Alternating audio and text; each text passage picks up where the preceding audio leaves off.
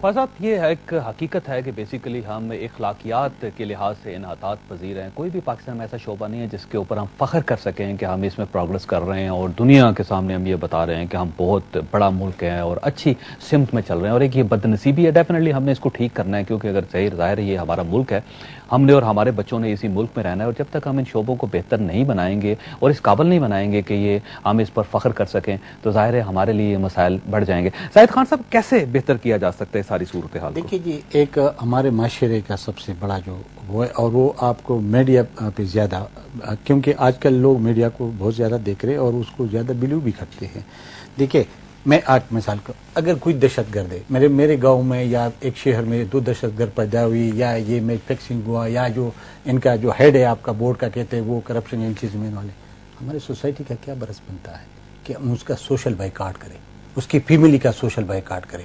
اگر ہم حکومت پہ ساری چیزیں نہیں، چلو حکومت کرپٹ ہے، حکومت نااہل ہے، حکومت ڈیلیور نہیں کر سکتے، وہ اپنی جگہ پہ ہے، لیکن ہماری معاشرے کا بھی تو کوئی فرض تو بنتا ہے نا.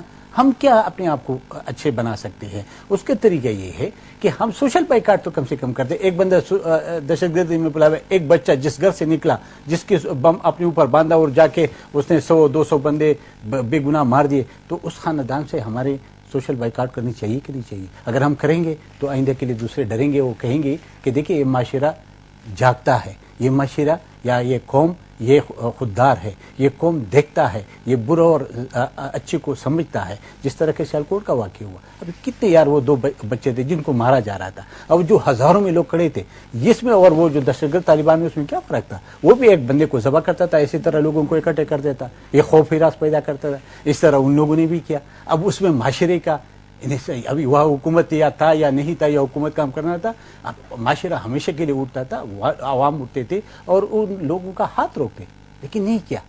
تو اس میں ہم سب لوگ سے یہ نہیں ہے کہ کسی اچھا، اس میں ظاہر خان صاحب ایک بات یہاں پر ایک اور ایڈ کرنا چاہوں گی کہ ادارے، ہم آج آپ کی ڈیبیٹ میں سارے ملک کے ادارے کیوں مضبوط نہیں ہے؟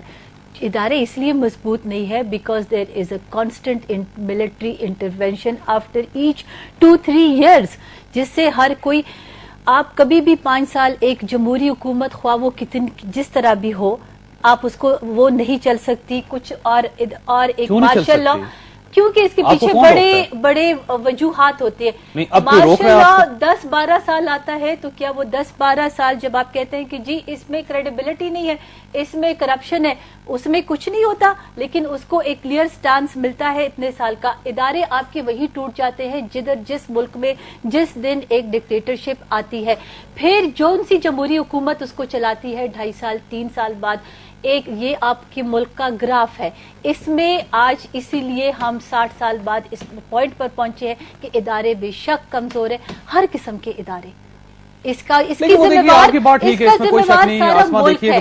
میں بھی ہوں اور بہت سیاسی پارٹیاں بھی ہیں جو بیک کرتی ہیں. لیکن وہ دیکھیے دعوت تو آپ لوگ دے رہے ہیں اس کو. ابھی دیکھیے آپ کے کولیشن پارٹنر ایم کے ہیں، وہ بلوا رہے ہیں فوج کو، آپ آئیں، اور آپ نے ابھی تک کوئی ایسا بیان نہیں دیا، کوئی احتساب نہیں کیا، نہ ان کے خلاف آپ لوگوں نے اسٹینڈ لیا کہ جو پولیٹیکل پارٹی فوج کو دعوت دے گی ہم اس کو نکال دیں گے. پارٹی نے کبھی کسی ڈکٹیٹرشپ کو دعوت نہیں دی ہے.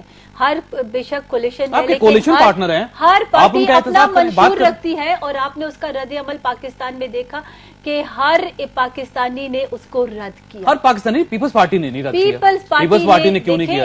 یہ بات اس کا مطلب بینیفٹ ہے نا، جہاں سے آپ کو بینیفٹ ملتا ہے آپ وہاں پہ خاموش ہو جاتے ہیں. اس چیز کو تسلیم کریں. خرم دستگیر صاحب نے ہمیں جوائن کیا.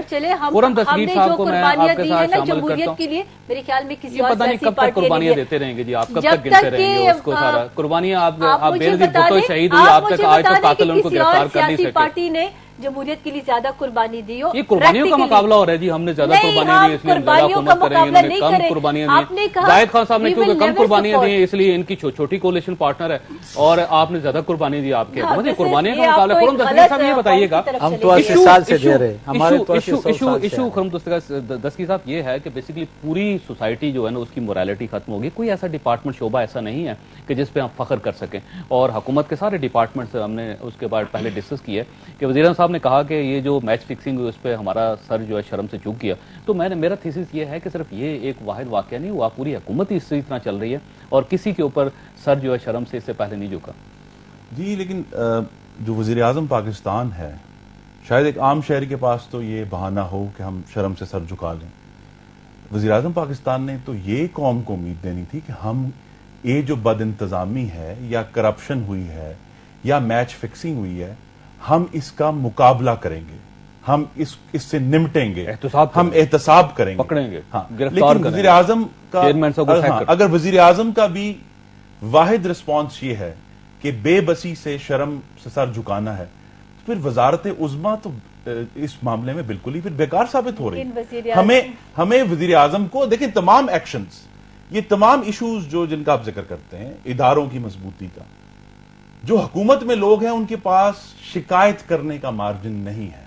حکومتی شخص یہ نہیں کہہ سکتا کہ یہ اہلکار میری بات نہیں سن رہا, کیونکہ اس کے پاس وہ اتھارٹی ہے کہ اس اہلکار کو فارغ کرے. اب یہ جو ان کی غیر سنجیدگی ہے چوہے صاحب, نہ صرف اس فلڈ کے معاملے میں بلکہ اوور آل پاکستان میں معیشت سے ڈیل کرنے میں, اوور آل ہمارے توانائی کے بحران سے ڈیل کرنے میں, یعنی معیشت کے معاملے میں اور توانائی کے بحران میں آپ نے دیکھا ہے کہ فیصلہ ہو گیا کابینہ کا کہ جناب ہم یہ آر پی پی نہیں آگے لے کر جائیں گے, لیکن وزارت پانی اور بجلی شاید کسی اور ملک کی وزارت ہے, انہوں نے فیصلہ کیا کہ جناب ہم پھر بھی کریں گے اس کو, اور وہ ایسے پالیسی کا اقدام ہے جس کے اوپر پوری دنیا میں پاکستان کے اندر سخت ترین تحفظات ایشین ڈیولپمنٹ بینک نے رپورٹ میں لکھ دیا.